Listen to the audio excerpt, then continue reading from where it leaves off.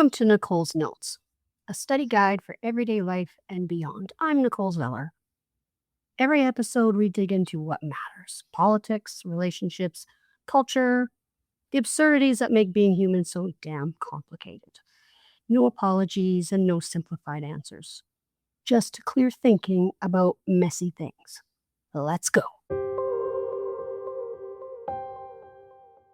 Episode 5, the Harvard MBA. So he matched with me. He seemed interesting at first. Smart conversation, engaged. The kind of guy who asks good questions and seems genuinely curious about who you are. But something was off. I can't point to a single thing and say, oh, that's it. That's the problem. It was more like a feeling in my nervous system. A low-level alarm that wouldn't quit. The kind of thing that makes you second guess yourself because he hasn't done anything wrong. He's just being wrong. We texted for several days, good banter, real substance. And then I did something novel in 2026. I suggested a phone call, like back in the 1980s. So he called. And we started talking about our day, and it seemed fine, normal. And then he pivots. Starts talking about not drinking, how happy that he's been sober, and how alcohol is the devil. Why does anyone drink if not to get a buzz? He's been sober for a few years, but he said his marriage was ruined by alcohol. He talks about this for, quite a bit. And in that moment, I realized something. He wasn't sharing. He was preaching. He was testing me. He was seeing if I would agree with him, validate him, become part of his narrative about sobriety as salvation. Red flag. But then he sends me pictures of stuff he's cooking, elaborate meals, carefully well-plated. He seems, well-rounded, thoughtful, the kind of guy who takes care of himself and wants to share that with someone. So I'm confused because the cooking guy and the preachy guy seem like they should be at odds, and yet they're the same person. Then the questions start. Where do you live? I answer. 5 minutes later, do you like jazz? I answer. 10 minutes later, where do you live? Same question. I'd already answered it. But he's asking again and again, over and over. Like he's not recording the conversation. Like he's not actually tracking what I've told him. Red flag. And then there's his voice. There's a bit of a stammer or something that sounds like drunk talk. A slurring quality. There was a disconnect between his words and his mouth. And given that he just spent 20 minutes telling me how alcohol destroyed his life, I'm wondering what's happening on his end of the phone. But then he says things like, I think you are a beautiful person. And you are the most amazing woman I have ever met. Flattery, specific personal flattery. And I can tell that he means it. There's genuine feeling behind it. So, I softened a little. Maybe he's just awkward. Maybe the stammering is just how he talks. Maybe the repeated questions are a sign of anxiety and not instability. Then he tells me about his childhood. His mom used to hit him, and she's coming to visit, and he's worried about that visit. Oop. And now I'm in caretaker mode. Now I'm the strong one who can handle his fear. Now I'm useful. Red flag. That's a really big one. I wind down the conversation. I'm tired. It's late. And I say goodnight. He calls the next night. I'm in class and I don't answer. He leaves a voicemail. The voicemail is weird. It's about bringing me soup. It's about being the best boyfriend. There's something in the tone, something hopeful but delusional and just slightly unhinged that makes my skin crawl. Not icky yet, I tell myself. Just a lot. But then the texts start. Multiple texts about getting together, about when we can meet, about how he wants to see me. I need this to stop, but I also need to be kind because, he hasn't threatened me. He hasn't been explicitly creepy. He's just persistently present in a way that feels suffocating. So I lie. I say I'm going out of town for a week. He texts me quite a bit while I'm supposedly gone. Recipes, ideas, checking in. And I realize he's not going to let this go. So I'm direct. I text him and I say, I found a connection with someone else that is stronger, and I want to pursue that with my full attention. It's kind, it's clear. Should be the end. I've used it before and it worked. And he texts back, "Oh, I'm so sad. I wish you would pick me. Please pick me. If it doesn't work out, I'll be here." Okay. That's the end, I think. It's not. The texts keep coming. But now they've shifted. He's sending me recipes that my boyfriend might like, date ideas for me and my fake boyfriend. He's not accepting the boundary, he's negotiating with it. Then he starts calling and leaving voicemails. In these voicemails, he's singing weird love songs, made up songs about how amazing I am, how he'll wait for me, how I'm special. It's not cute and it's not romantic. It's the sound of someone unraveling in real time, and it's the sound of someone whose grip on reality is loosening. And he's using my name as an anchor. Red flag, red flag, red flag. I thank God he doesn't know where I live. And then comes the final message. He texts me that his mom hit him and that he's done with this life. Dang it.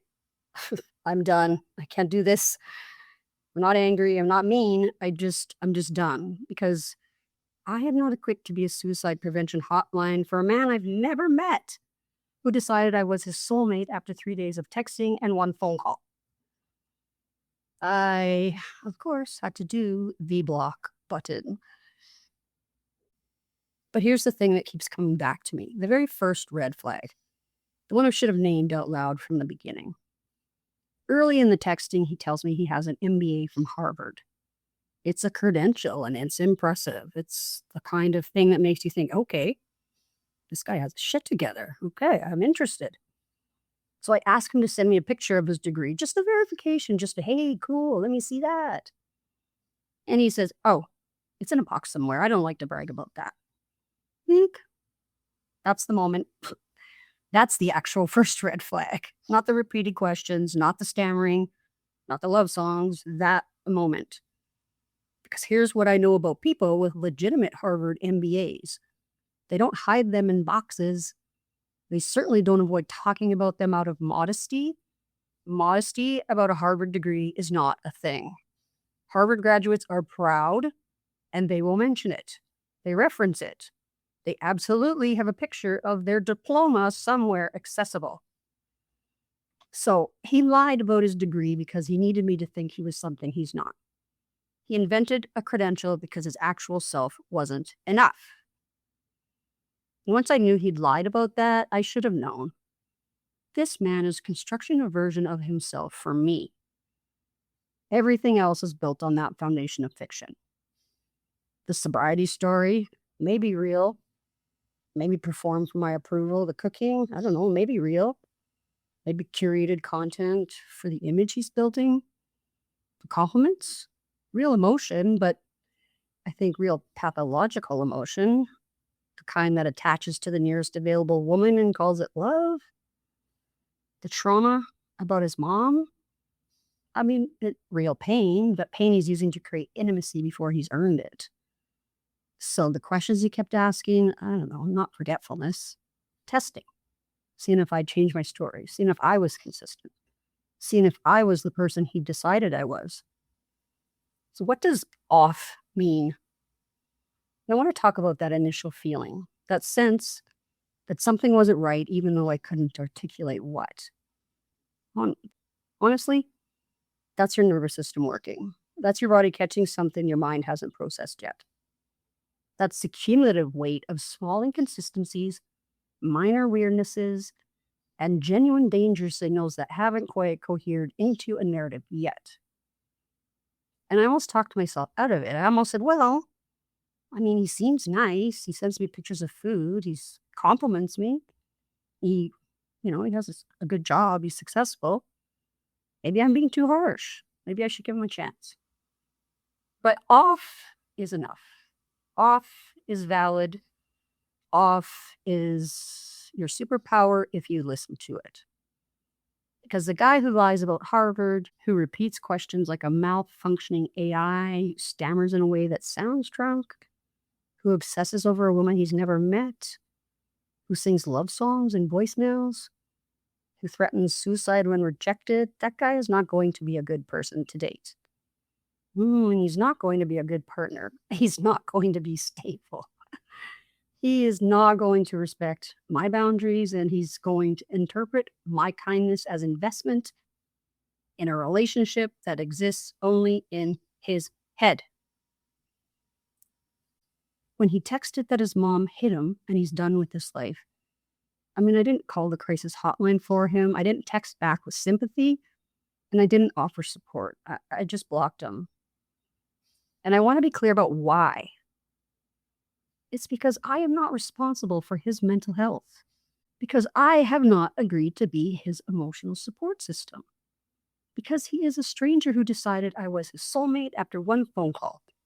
And that is not a relationship, that is obsession. Is he suffering? Maybe, probably. His life sounds hard. But my job is not to fix him. I'm not looking for a rehab project. My job is to protect myself. And blocking him is protecting myself. Here's what that whole thing taught me.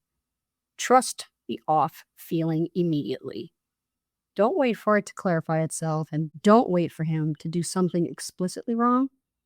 Don't give yourself permission to ignore your nervous system because he hasn't technically threatened you.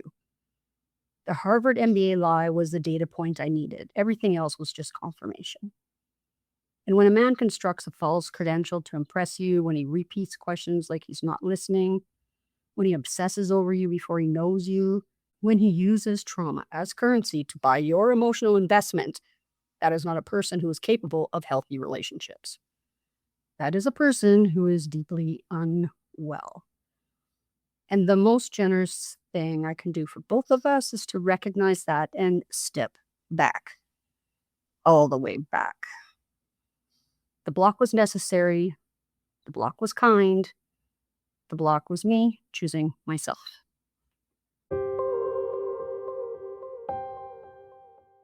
I'm your host, Nicole Zeller. Thank you for listening.